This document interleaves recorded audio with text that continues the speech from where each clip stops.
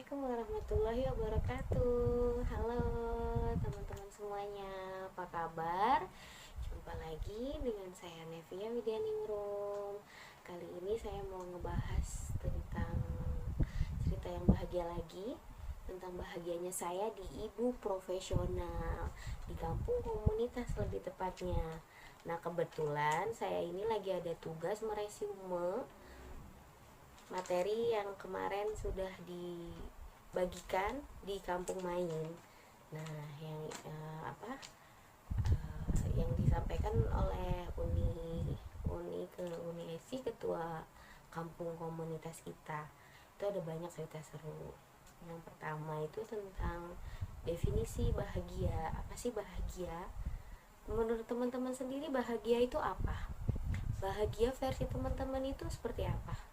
Bahagia versi teman-teman dan versi saya tentunya pasti berbeda.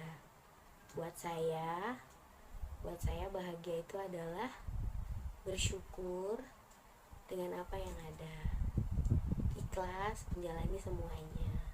Nah, ketika saya gabung di komunitas, saya merasa sangat bahagia karena di situ saya masuk kampung komunitas dengan ikhlas, tanpa ada paksaan dari siapapun. Maaf ya kalau teman-teman dengar suara petir, itu di sini lagi mau hujan, jadi ada suara petir. Di tempat teman-teman apakah sama? Mendung juga. Nah, terus Uni Aci juga menyampaikan bagaimana sih menyeimbangkan peran menjadi ketua kampung komunitas dan peran sebagai ibu. Nah, itu dua peran yang sama-sama penting ya teman-teman gitu kan. Nah, beliau itu yang pertama harus ridho dulu ya dari suami, izin suami. Boleh tidak? Sama, saya juga masuk di kampung komunitas itu izin sama suami mengizinkan atau tidak, boleh atau tidak. Nah, gitu. Terus sama-sama dijalani dengan imbang, dengan memperhatikan skala prioritas, mana yang lebih dulu. Jadi kita tetap bisa berkomunitas, tetap berdaya, tetap membumi juga, tanpa lupa kewajibannya. Harus tahu ya skala prioritasnya mana dulu nih, waktu-waktu terbaiknya, seperti itu. Terus di kampung komunitas juga ada satu hal yang menarik sekali buat saya, yaitu adalah klip. Klip itu komunitas literasi ibu profesional.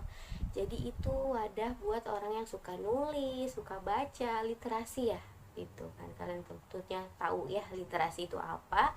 Nah, jadi saya sangat bahagia sekali adanya klip itu, karena passion saya ini suka ngomong seperti ini ya, suka nulis, suka baca buku. Jadi saya merasa senang sekali adanya klip itu. Nah, di klip itu kita ada program utamanya teman-teman. Disampaikan bahwa program utamanya adalah komitmen menulis selama 1 tahun. Coba bayangin, bisa nggak ya kita istiqomah nulis 1 tahun, nggak ada jeda. Nah, tapi tentunya dengan syarat-syarat ya, kayak dengan menggunakan bahasa jumlah kata, ada minimal jumlah kata. Bahasanya sih boleh bebas ya, yang penting tidak bahasa-bahasa yang buruk gitu kan. Gitu, kita mau curcol apa juga biar nggak apa-apa. Ngeresume materi juga yang bentuk tulisan itu juga nggak apa-apa, seperti itu. Nah, di situ tuh ada program utamanya itu istiqomah menulis selama 1 tahun. Nanti akan dievaluasi, bebas apa aja, mau curhatan kayak mau apa gitu kan. Apalagi itu biasanya kita ibu-ibu tuh suka nulis-nulis di Facebook. Nah, itu bisa. Nah, terus juga ada program pendukungnya kayak bedah buku. Terus kemudian karena sekarang lagi ada pandemi itu podcast, jadi main podcast. Di podcast itu ya karena terhalang pandemi jadi nggak ada kegiatan lainnya, akhirnya ada podcast seperti itu. Nah, kemudian di kampung komunitas sendiri ada lagi tentang media komunikasi. Media komunikasi ini orang-orang di belakang layar yang bagian komunikasi, kayak flyer-flyer informasi-informasi itu mereka yang buat kayak gitu kan.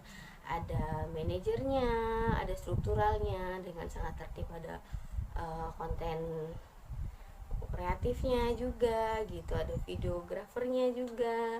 Jadi terstruktur ya gitu, dari mulai komunikasinya, dari mulai strukturnya, komunitasnya, sampai elemen-elemen di dalamnya itu ada. Seru banget ya, apalagi media komunikasi ya. Itu tuh orang-orang di belakang layar yang ternyata kerjanya masya Allah banyak sekali di situ. Karena mereka juga ya berjuang bersama-sama untuk berdaya, dan mereka juga menjalaninya dengan ikhlas. Jadi saling berkesinambungan antara orang yang satu dengan orang yang lain. Satu tim itu tidak ada saling saya keberatan nih, nggak ada. Semuanya bekerja bersama-sama, saling backup. Nah terus yang terakhir itu, di kampung komunitas ini ada lahan main, ada 4 lahan main yang kemarin itu dijelasin. Yang pertama tentang Manop itu manajer operasional. Itu tentang operasional yang intinya nyimpen data ya, data regional, data pusat, semuanya itu ada di Manop. Jadi data-data kita, member-member baru, member lama, semuanya ada gitu, dari luar dan dalam negeri semuanya ada. Kemudian manajer keuangan itu dari uang kayak operasionalnya kita itu, uangnya disimpannya di mana, di manajer keuangan. Nah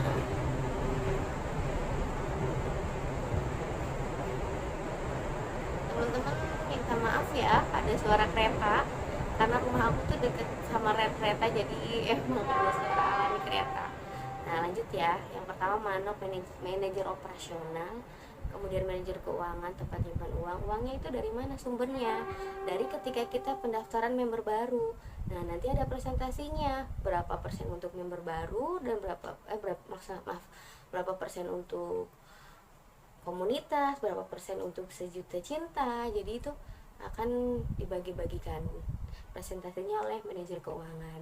Dan kalau misalnya kita mau bikin kegiatan juga, misalnya di regional itu mau bikin kegiatan butuh dana, itu bisa mengajukan dana ke manajer keuangan, tapi dengan sumber-sumber yang jelas ya, dengan kegiatan-kegiatan yang jelas. Itu tidak ada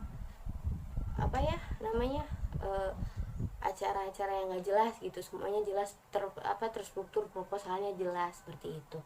Terus ada manajer aktivitas. Itu manajer aktivitas itu kayak adanya Rumin, Rumbel, Rumba. Terus yang terakhir itu event. Mohon maaf ya teman-teman, karena baru sembuh dari sakit, jadi memang masih suaranya juga masih serak. Nah itu tuh, kalau Rumbel itu Rumin itu rumah bermain itu buat kita main-main, happy gitu. Kalau Rumbel, rumah belajar, itu biasanya passion, kayak menulis, fotografi, menjahit. Nah kalau dan event itu bebas untuk saling berbagi semua event. Yang terakhir ada manajer program. Itu semua program-program, memastikan semua program-program yang ada di ibu profesional berjalan dengan benar, sesuai jadwalnya, sesuai schedule-nya, tidak ada meleset jadwal, mundur-mundur, molor-molor itu. Jadi 4 poin itu. Yang pertama tadi manajer operasional, terus kemudian manajer keuangan, manajer aktivitas, dan yang terakhir manajer program. Manajer program ini yang bikin program-program kayak ada kalau di komunitas tuh ada kampung bakat, ada kampung main, terus ada playdate, playground gitu.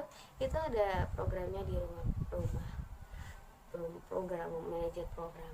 Jadi tinggal kita mau pilih yang mana, kita mau berdaya di mana, kita mau berdaya yang mana, bagian apa. Yang penting lakukan dengan ikhlas, dengan bahagia, tanpa ada paksaan, dan tetap membumi tanpa meninggalkan kodrat kita sebagai perempuan, sebagai istri dan sebagai ibu, insya Allah dengan ridho suami. Terima kasih ya semuanya. Wassalamualaikum warahmatullahi wabarakatuh.